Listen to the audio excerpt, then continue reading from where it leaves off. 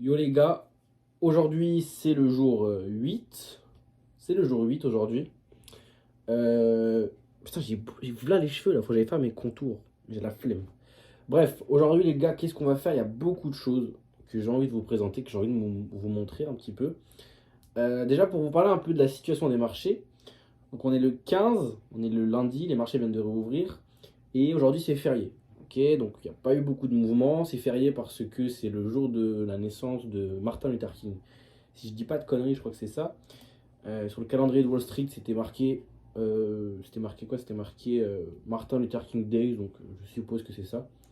Euh, alors, donc pour vous parler un peu de la situation des marchés, donc il y a très peu de volume. J'ai commencé un petit peu à organiser ma semaine, voir un petit peu ce qu'il y avait. J'ai des petits billets qui sont intéressants, notamment sur la livre sterling. Encore une fois, la semaine dernière, j'étais vraiment focus sur la livre sterling. Je trouvais que c'était un peu la monnaie qui me donnait le plus d'opportunités. Mais aussi sur le yen. J'ai des opportunités en long et en short sur le yen. Donc ça peut être intéressant de pouvoir hedger, se protéger au maximum. Et puis voilà, donc ça, je vais vous parler dans un premier temps de ça, d'une opportunité que j'ai repérée potentiellement sur CHF JPY. Et il y a un contexte qui est assez intéressant d'un point de vue fondamental. Je fais un peu de fondamental de temps en temps, ça m'arrive. Donc c'est pour ça que je trouve l'opportunité vraiment très intéressante, même techniquement. Elle est vraiment intéressante, en plus du fonds, etc. Et deuxièmement, si j'ai le temps, je vais essayer de vous parler de la crypto. Donc c'est vrai que ça n'a pas trop de rapport avec la chaîne, parce que c'était vraiment le but de cette chaîne à la base, c'est de montrer mon évolution de 0 à 500 000. Mon objectif de l'année, d'avoir 500 000 $ de fonds en propre firme, à mon nom, ok, qui sont à mon nom.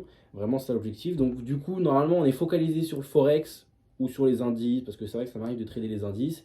Mais là, je vais vous parler un peu de la crypto, mais c'est pas la crypto comme vous pensez, c'est pas l'Ethereum, le Bitcoin, le Polkadot, ce que vous voulez.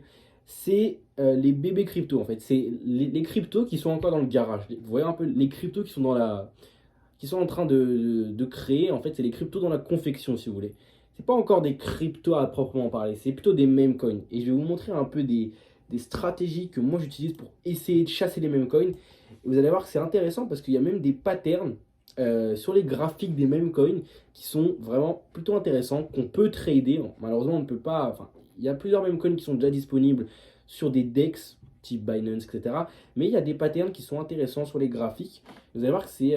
Bon, après, évidemment, sur les mêmes coins, faut pas s'attendre à. Faut pas mettre son patrimoine, quoi. Vous n'allez pas mettre un livret A dedans ou des économies ou un héritage. Vous mettez vraiment de l'argent que vous êtes prêt à perdre. Donc, du coup, on va commencer ça par les opportunités que je vais vous présenter un petit peu. C'est parti. Bon, du coup, les gars, toujours le setup de la Hess. Je crois que c'est le jour 3 aujourd'hui du setup de la Hess. Juste avant de commencer à regarder un peu les opportunités que j'ai repérées sur cette semaine, on peut débriefer un petit peu l'opportunité que j'avais prise sur JBP CAD, si vous vous souvenez.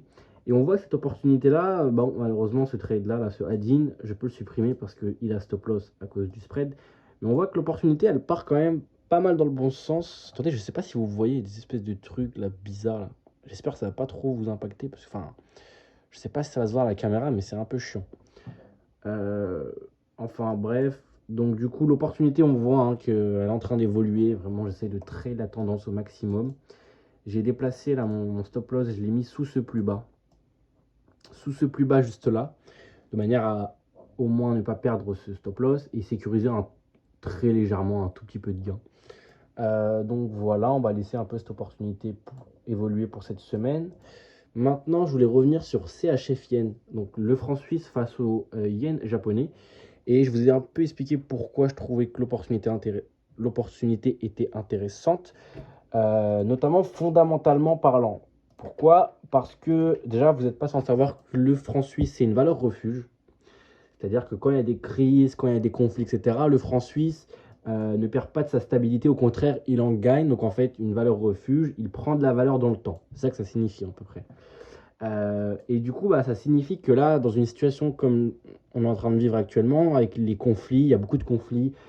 Je pense notamment au conflit israélo-palestine. Même, il y a beaucoup de catastrophes naturelles en ce moment. Là, à La Réunion, il y a eu une catastrophe naturelle, c'était aujourd'hui.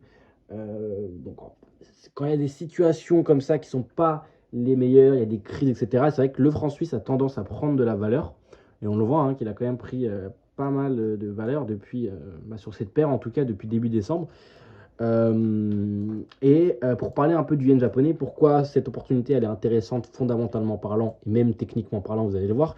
Le yen japonais, bien que ce soit aussi une valeur refuge, il est très faible. C'est la monnaie la plus faible.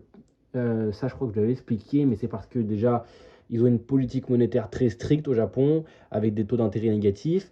Et en plus de ça, donc en plus d'avoir une politique monétaire très stricte, il y a eu aussi des catastrophes naturelles il y a quelques jours, malheureusement au Japon. Il y a eu un séisme ou un tsunami, je crois que c'était un des deux, ou peut-être les deux, de magnitude, si je dis pas de conneries, c'était 7,5. Donc c'est énorme. Je crois que c'est énorme. Si c'est sur l'échelle de Richter, je sais pas quoi là, ça reste beaucoup. Donc du coup, l'opportunité, le fait de vouloir acheter du franc suisse face au yen japonais, qui lui actuellement, le yen japonais, il n'est pas dans la meilleure des situations, que ce soit déjà d'un point de vue de la politique, mais surtout aussi des catastrophes qui se passent actuellement au Japon. En tout cas, on leur souhaite le meilleur, hein. Malheureusement, le trading, c'est profiter un petit peu des crises, des choses qui se passent, qui ne sont pas forcément joyeuses dans le monde, mais on est là pour faire notre métier, on est là pour trader. Maintenant, on va passer du côté technique de cette opportunité. Donc, comme vous l'avez vu, je vous ai tracé déjà en 4 heures une belle tendance haussière. On voit que le prix il est vraiment dans une grosse dynamique haussière. J'ai tracé ici des petites zones de polarité que je trouvais intéressantes. Là, on voit qu'il y a pas mal de rejets. Pareil ici. Pour parler de la trendline support, on voit qu'on a un retest, deux retests, trois retests. Donc, c'est solide. Quand on vient zoomer sur du 1 heure, on voit qu'il y avait déjà une première opportunité ici à venir essayer de saisir. Malheureusement, je ne l'ai pas saisie, celle-là, c'est un peu dommage. On voit qu'il y avait une belle pattern de continuation ici. On a certainement aussi potentiellement retracé un niveau Fibo. Enfin bref, c'était pas mal. Et on voit que le prix, il est revenu un petit peu s'appuyer sur cette zone ici. Ok. Il est revenu s'appuyer sur cette zone et il est reparti à la hausse. Et en fait, il a refait une deuxième pattern ici de continuation qui était un petit peu plus dur à distinguer. Avant de la casser aussi à la hausse, c'était aujourd'hui, avant de la casser à la hausse.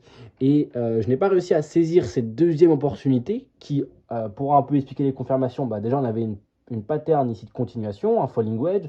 On revenait ici sur l'espèce de higher high, ou le higher low plutôt, espèce de zone de support ici. On revenait aussi au niveau du support oblique, du gros support que j'ai tracé sur du 4 heures ici, dans une belle dynamique haussière. Et on voit que là, le prix est en train de faire un espèce de petit pullback. Ça peut s'apparenter à un pullback ou ça peut carrément s'apparenter à une zone de liquidité ou peu importe. C'est vrai que pour l'instant, j'ai mis une alerte ici. Moi, ce qui m'intéresserait pour essayer d'acheter un petit peu cette paire pour cette semaine que j'ai repérée, ça serait que le prix revienne retracer un niveau Fibo. Donc, je vais prendre mon Fibo, je trace du point le plus bas ici jusqu'au point le plus haut. Et on voit que là, par exemple, le prix, il est sur les 50% de Fibo. Ça peut être intéressant. Moi, j'attendrais plutôt les 618. Moi, ce qui m'intéresserait vraiment, ce serait que le prix revienne ici. Au niveau de la moyenne mobile, il la rejette avec une candlestick pattern. Par exemple, ça peut être un marteau, une englobante, peu importe, avec une pattern. Et donc, en gros, l'objectif perso que j'attendrais un petit peu pour me positionner, ça serait un setup comme ça. Placer mon stop loss en dessous du point of control ici. Okay, laisser un peu de marge pour pas forcément essayer de pour essayer de pas me faire liquider. Viser des objectifs théoriques, que ce soit déjà le haut ici du range, donc ça me ferait un ratio potentiellement de 4,7, on va arrondir à 5, et pourquoi pas essayer de faire une prolongation de la tendance au vu de cette tendance haussière sur le franc suisse. Donc pour ça, qu'est-ce que je vais faire? J'ai utilisé l'outil de la prolongation de Fibonacci, juste là. Je vais prendre le point le plus haut, enfin le point le plus bas, pardon. Donc on va se prendre par exemple ici ce point-là, on va prendre le point le plus haut et on va prendre la correction ici, donc le point le plus bas. Donc on voit ici que ce qui serait intéressant, ça serait de venir chercher les 1, premièrement, et pourquoi pas les 1,618 après. Merde. Après les 1,618, c'est vrai que ça ferait quand même très haut, mais au moins un objectif théorique au niveau des 1, on voit que ça ferait un ratio qui est quand même assez gourmand. En tout cas, c'est l'opportunité que j'ai repérée sur le franc suisse CHF qui me paraît intéressante. J'ai aussi une opportunité en hedge, comme je vous avais expliqué, potentiellement, hein, évidemment, c'est pas encore acté, sur CHF JPY, donc le franc suisse, enfin CHF, dollar néo-zélandais face au yen japonais.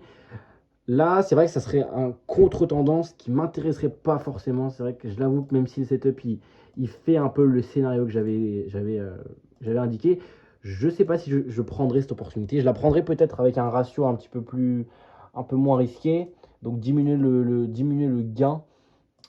Évidemment, on va essayer de trade stop de manière agressive, mais on voit qu'ici, pour expliquer rapidement, on a une trendline support, encore une fois. On a un retest, deux retests, là on a eu trois retests. On est venu avoir une cassure, on a fait un pullback, on a fait une pattern de continuation, on est revenu retracer la moyenne mobile, on a cassé ici cette pattern de continuation. Et là, on est en train de faire un nouveau retracement sur la moyenne mobile, sur la résistance oblique, et théoriquement, certainement aussi sur un niveau de Fibonacci. Donc l'objectif qui pourrait être intéressant, ça serait de revenir chercher les 88 700, qui est déjà un chiffre rond, donc psychologiquement c'est intéressant, et qui est aussi surtout une zone de polarité, d'accord, il y a beaucoup de retests. Donc ça serait ça qui m'intéresserait un petit peu sur le yen japonais. J'ai aussi une autre opportunité à nouveau sur le yen japonais. Je pense que cette semaine, moi je vais vraiment me focus plutôt sur le yen japonais, qui serait sur JBP JPY. Cette opportunité, c'est un peu dommage parce qu'elle est partie vendredi, je ne l'ai pas prise. Mais en gros, pour expliquer, on voit qu'ici, le prix, il a cassé ici cette résistance. Il y avait un retest, deux retests, trois retests. Il a fait un pullback, d'accord. Il a retesté en fait la résistance en tant que support. Il a retracé un niveau de Fibo, les 50%. Et il y avait aussi cette grosse trendline support qu'il a cassé. Donc en fait, c'était un peu un point de convergence ici. Un point entre plusieurs outils techniques, plusieurs indications techniques surtout.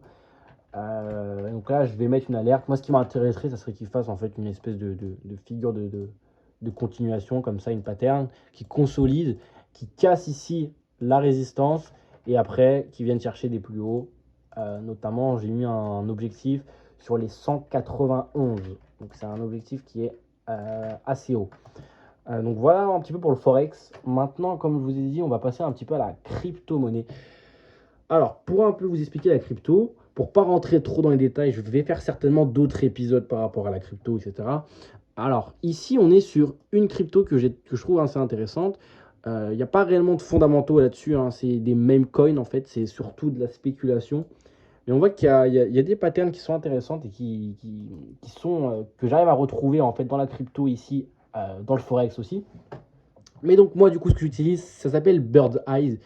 C'est en fait un répertoire de crypto. Enfin, de crypto, c'est là où vous avez beaucoup de. C'est un espèce de DEX pour les bébés crypto. Donc, c'est des cryptos qui ne sont même pas encore au jour, à jour, entre guillemets. Sauf, à moins, entre guillemets, cette crypto, quoique cette crypto-monnaie, elle est quand même assez intéressante. Donc, le nom de la crypto, c'est Ponk. Ok, c'est un potentiel meme coin qui s'apparente à Bonk. Pour ceux qui connaissent Bonk, c'est un meme coin qui a fait un multiple énorme, c'était en novembre. Alors le market cap ici, donc FDMC, donc je crois que c'est le market cap dilué, il est de 17 millions, donc c'est très très très très peu, d'accord. C'est-à-dire qu'en fait vous pouvez vous faire liquider, vous pouvez vous faire manipuler à votre guise dessus, vraiment, il faut faire très attention. Donc il est très faible. Cette crypto, donc moi du coup je l'ai pris, j'appelle ça une crypto, mais c'est même pas une crypto. On va plutôt appeler ça un shitcoin ou un memecoin ou tout simplement rien. Pour l'instant, c'est pas encore une crypto. C'est dans les fondamentaux pour devenir une crypto en fait. L'objectif c'est que ça devienne une crypto. Donc en gros, c'est encore plus volatile qu'une crypto-monnaie. Déjà, imaginez un peu les crypto-monnaies, vous pouvez avoir des moins 50% la journée. Là-dedans, c'est vraiment un autre environnement. Mais du coup, pour vous parler un peu du technique, ici, ce qui est intéressant, ce que j'ai repéré sur ces cryptos, donc moi, je m'étais positionné vraiment très très tôt. Je m'étais positionné en fin décembre à ce niveau-là. Donc actuellement, je crois que je suis quand même à x2. J'ai fait x2 sur mon investissement, voire même x250, x3. Enfin, j'avais pris des profits, donc ça, je dois plutôt être à x100, enfin x1,5, x1,5, x2. Je vais vous mettre un screen ici du ratio entre guillemets que j'ai réussi à faire sur cette crypto pour le moment. Mais du coup, on voit en fait qu'il y avait une grosse zone d'accumulation, une grosse zone de range. Ici, vous appelez ça comme vous voulez. Et on voit on a cassé en fait cette résistance. Et on voit, c'est assez intéressant, on a fait un retest. Donc en fait, ce qui est intéressant, c'est que bon, vous l'avez vu, c'est vraiment une crypto, bébé crypto, low cap. Donc c'est des low cap, voilà, des tokens low cap. 17 millions de market cap, c'est vraiment très très très très peu.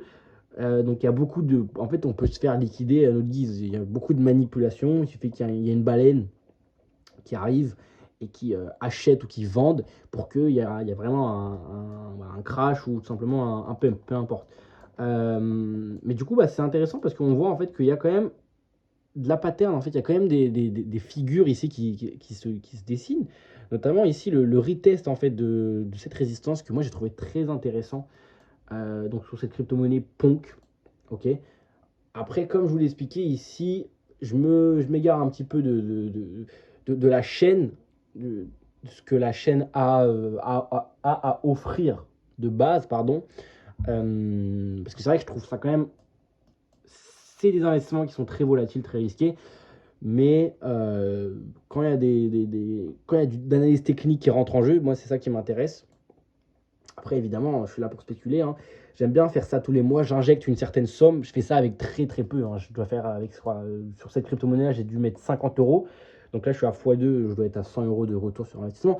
Mais vraiment, c'est très risqué. Il faut vraiment mettre un capital qu'on est prêt à perdre. De toute façon, même dans les investissements, les meilleurs investissements, enfin les investissements entre guillemets les plus sûrs, que ce soit des obligations américaines, des indices boursiers, des métaux précieux, peu importe, des ETF, bah, on dit toujours qu'il faut risquer ce qu'on est prêt à perdre. Mais c'est d'autant plus réel quand on achète des crypto-monnaies comme ça.